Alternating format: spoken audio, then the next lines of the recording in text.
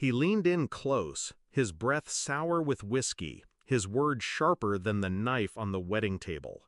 If it wasn't for pity, no one would have invited you. 17 years since he'd thrown me out, and still his voice carried the same venom, same sneer, same satisfaction in trying to cut me down. I didn't answer, I just sipped my wine. Let him believe he'd landed the blow, because the real strike was still waiting. I was 13 when he told me to leave, said I was weak, said I'd never amount to anything. He shoved me onto the porch with nothing but a duffel bag and the clothes on my back. My mother stood in the doorway, silent, like a shadow that refused to move. I walked into the night alone, slept on couches, worked jobs no one wanted, fought for every inch of survival. And in that fight, I found something my father never expected: discipline. At 18, I signed a paper that would change my life: the Army. While he poured drinks at bars, I was learning strategy, resilience, and control. Every rank I earned, every stripe on my uniform was a step further away from the boy he'd discarded. By 30, I was a soldier men followed. By 40, a leader other leaders listened to. And by 45, I had a title carved in stone: Major General. He never knew, not until tonight. When I walked into the reception hall, heads turned. Old classmates, neighbors, even my brother's friends, they saw a man they didn't recognize.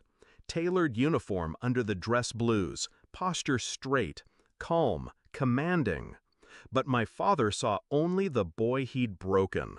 That's what narcissists do. They stay stuck in their own past. So when he spat those words, I didn't flinch. I let them hang in the air, heavy, petty, beneath me, because the room was about to shift. The bride, my brother's wife now, rose with the microphone. She tapped the glass, her voice bright and warm. "I'd like to make a toast," she said. "Not to the groom, not to me, but to someone in this room whose story deserves to be honored." The crowd murmured. Glasses stilled. My father's smirk grew. He thought she meant him. Then she turned. Her eyes found mine. "To Major General Davis," she said, lifting her glass, "a man who served, who fought, who rose when life tried to keep him down. A man I am proud to welcome into this family." The room erupted. Applause thundered against the chandeliers. Glasses clinked. People stood. I raised my glass, steady, calm. My father didn't move. The look on his face, priceless. His smirk collapsed, his jaw slack, his skin pale. The title echoed in his ears: Major General. The boy he'd thrown into the street now outranked him in every sense of the word. He whispered, almost choking, "General?" I met his eyes. Cold, controlled. 17 years, Dad. Maybe you should have paid attention. He blinked fast, searching for words, but none came. The man who once defined himself by power, by dominance, had just been stripped of it, in front of everyone. The night moved on, but for him, it ended there.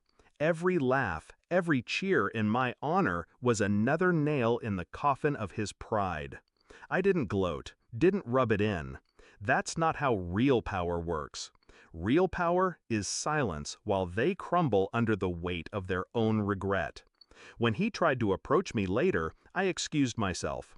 Let him stand alone in a crowd that now looked at him differently. No longer the patriarch, just the bitter man who'd kicked out a future general. As I drove away that night, uniform jacket folded neatly beside me, I thought back to the porch 17 years ago. His words had been meant to destroy me. Instead, they became fuel. He gave me nothing, and from nothing, I built everything. The revenge wasn't in humiliating him at that wedding. It wasn't in the applause, the toast, or the shocked faces. The revenge was in every year I spent proving him wrong without ever saying his name. And the final blow? Letting him choke on the truth in front of everyone he'd tried to impress. So yes, I sipped my wine and smiled, because the boy he abandoned was gone, and in his place stood the man he could never become.